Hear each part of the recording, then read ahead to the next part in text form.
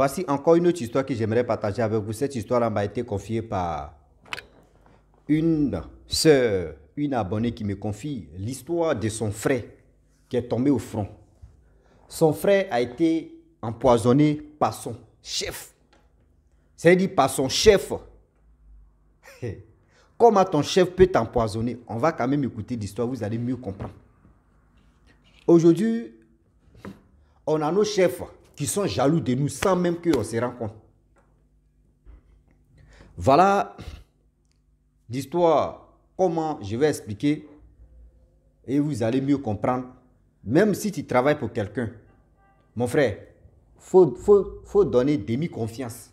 Le reste là, tu réserves ça pour toi-même, pour être prudent. Faut donner demi-confiance pour toi-même là. C'est-à-dire demi, 50% et l'autre 50% des réserves. Sinon, tu risques de tomber au front. Voilà l'histoire, tu commences. Son petit frère, c'est qui m'a confié l'histoire, son petit frère, vraiment, c'est quelqu'un qui est brillant. C'est quelqu'un vraiment, il est intelligent. Tout ce qu'il touche, franchement, même s'il ne connaît pas, tu lui montres là, il devient fort dedans. Dieu l'a créé comme ça. C'est-à-dire, si toi, tu lui as aussi, il dit, il veut arranger le téléphone, il veut réparer le téléphone, s'il dit, il veut rentrer dedans, tu lui montres tout à l'heure là. Lui-même, là, il devient plus fort que toi. C'est comme ça, lui, je ne sais pas comment Dieu, voilà, c'est comme ça, lui, il fait pour lui. Donc, avec ça, un peu, voilà comment il a eu ses diplômes, il a eu BPC et il a eu bac. Et après ça, il a commencé à chercher au moins de boulot, etc. Chercher. Vous-même, vous connaissez où? En cherchant seulement là, tu cherches où, tu cherches. Voilà un jour, il tombe. Si un gars te dit non que lui, il a entreprise de photocopieuse. Ou quand tu veux faire portrait, quand vous voulez faire les portraits, ou soit des panneaux publicitaires où on met les photos, tout ça là. Donc lui, dans le pays, c'est lui, les grands types venaient voir pour faire des trucs de portraits, pour faire ceci, pour faire cela. Donc lui, son entreprise, il avait plus de 17 machines. Donc le patron, lui, il est venu déposer son CV. Le patron a dit, ok, bon, tu vas faire formation rapidement parce que ça là, c'est un peu compliqué. Je te donne un mois. On va voir, on va essayer. En un mois même, c'est-à-dire un mois même n'est même pas arrivé. En 2 semaines seulement, le monsieur a commencé à maîtriser. C'est-à-dire une semaine et demie, il a commencé à maîtriser. Jusqu'à le patron même, c'est-à-dire celui qui va l'engager, lui demande, attends, tu as déjà appris ça quelque part? Il dit non. Je n'ai jamais touché même la machine, je n'ai jamais fait comment on fait. Jamais. Seulement, il voyait si les panneaux publicitaires, il voyait des choses, les photos des gens ou les pubs que vous lancez. C'est ça seulement moi je voyais, mais il ne savait pas comment on fait. Le gars dit, mais tu es talentueux, hein? Il dit oui, il dit ok. Déjà, le problème est que il y a le vrai patron. C'est lui, c'est-à-dire quand protège des sociétés, c'est-à-dire protège des trucs là même, s'il n'est pas là. C'est-à-dire lui, il a confié ça à quelqu'un qui gère. Or, le monsieur même, c'est pour lui, les machines, c'est pour lui l'entreprise. Lui-même, il est en Europe.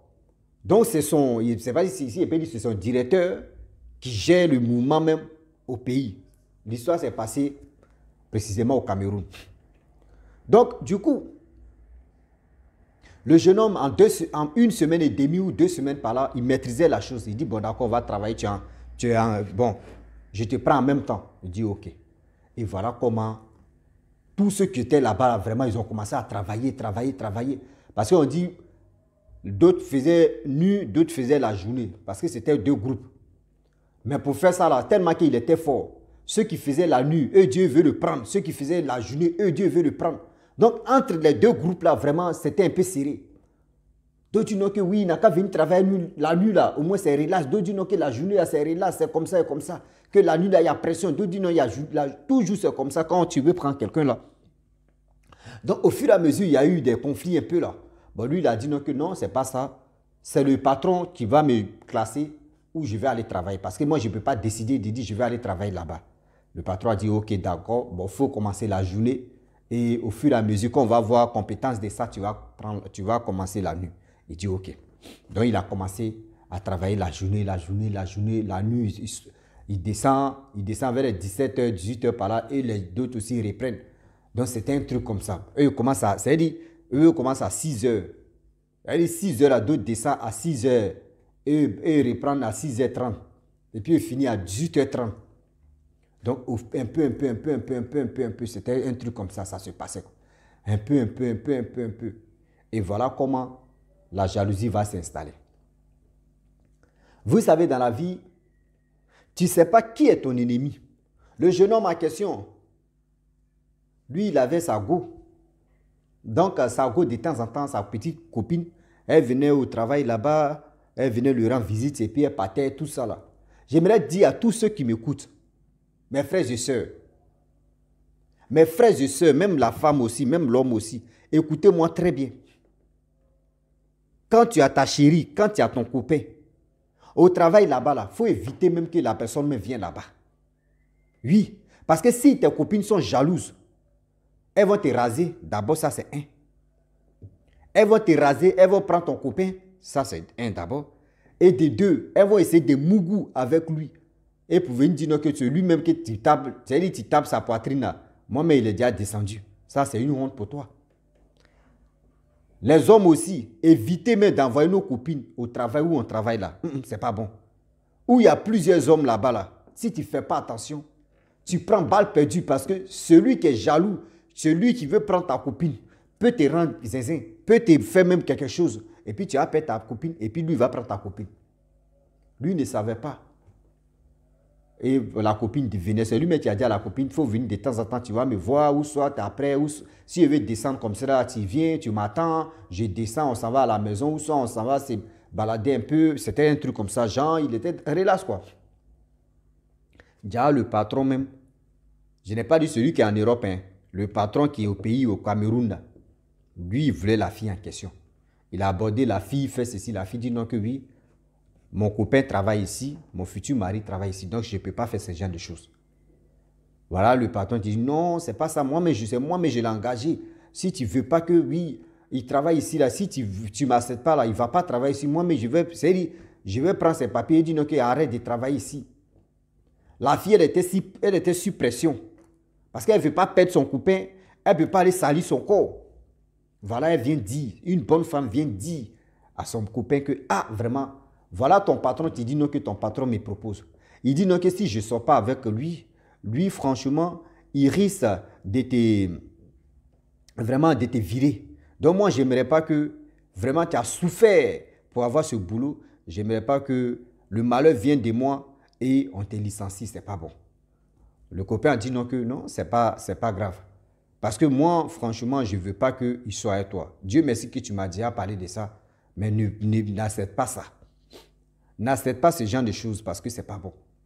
Donc, elle a dit non, qu'elle ne voulait même pas accepter, mais elle est venue dire, il ne faudrait pas que demain là, les gens vont dire non que oui, ta femme même elle est comme ça, comment toi ton patron vient la draguer, et puis elle accepte. Donc, c'est pour cela elle est venue te dire.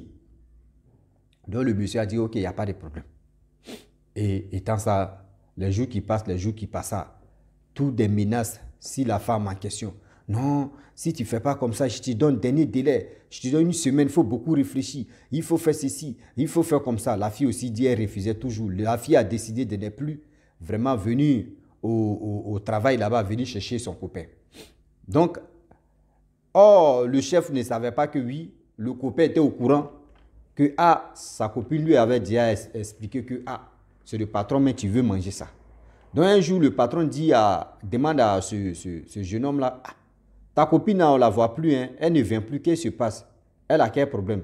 Il dit non que oui, ma copine ne se sent pas bien, elle a eu un problème, etc., de santé. Donc, maintenant, le patron demande, est-ce que je peux avoir son numéro? Je vais l'appeler ou soit on va aller ensemble là-bas. Il a dit non, que vraiment, elle allait au village. Il dit ok. Donc, de temps en temps, on ne sait même pas si le gars en question, où il est rentré, où il est sorti, c'est quoi il a fait ceci, il a fait, on ne comprend rien. Voilà comment, lui, il ne sait pas tellement qu'il voulait la fille, il ne sait pas où il allait remuer les mamitos, comment il allait faire. Il a su que oui, la fille n'est pas malade. La fille ne veut pas venir au travail ici pour que le monsieur puisse vraiment menacer son copain. Et voilà comment la jalousie va rentrer maintenant. On dit le monsieur, il allait, il ne sait pas si c'est poison mystique ou il ne sait pas où il allait chercher poison. Un jour, il invite le jeune homme pour lui dire non, que, ah, viens chez moi, vraiment, on va manger tout ça là. Donc le jeune homme est parti là-bas, sa femme a préparé tout ça là, le patron, sa femme a préparé et ils ont mangé. Quand ils ont fini de manger, le jeune homme est rentré chez lui à la maison. Voilà, son ventre a commencé à lui faire mal. Et il envoie un message, il envoie un message par écrit d'abord. Ah patron, je suis quitté chez toi. Lorsque je suis arrivé à la maison, vraiment mon ventre me fait mal. Je ne comprends pas. Mon ventre me fait mal, je ne comprends pas. Mon cœur veut sortir. Il a envoyé un message et par écrit. Le chef a vu, il n'a pas répondu. Il envoie encore, 30 minutes plus tard, il envoie Vos, ah patron, vraiment, qu'est-ce qui se passe? Parce que je ne comprends pas. Je ne comprends pas. Depuis que je suis quitté chez toi là-bas, mon cœur veut sortir. Ça ne va pas. J'ai fait la diarrhée, mon ventre me fait mal. Qu'est-ce qui se passe? Tu as fait quoi? Tu m'as donné quoi? Le patron a écouté, il n'a pas répondu. Voilà comment le jeune homme en question appelle sa copine. Sa copine vient. Or, lui et sa copine, il n'y a pas de cachetterie dans le mot de passe de téléphone. Et voilà comment le jeune homme en question, sa copine est venue, sa copine l'a pris, allons-y à l'hôpital. Ils sont arrivés à l'hôpital. Arrivé là-bas, on lui dit non que oui, il a été empoisonné. Ça fait plus de 2 heures du temps qu'il a été empoisonné. Mais ce poison-là, vraiment, c'est efficace. On va faire lavement, on va faire ceci. Ça a déjà perforé tout son intestin. Ça a déjà fait des dégâts. Que vraiment, on est désolé. La fille en question, la copine, elle appelle les parents de ce jeune homme. Eux aussi, ils viennent là-bas. Voilà comment ils ont su que oui, il a été empoisonné. Voilà comment lui aussi n'a pas dit que oui, je suis allé chez mon patron, voyez ce que j'ai mangé, voyez ceci. Ils ont pris le téléphone pour voir ce qui se passe. On regarde dans le téléphone, le dernier message qu'il a envoyé, c'était à son patron et puis le reste, c'était, il avait appelé sa copine.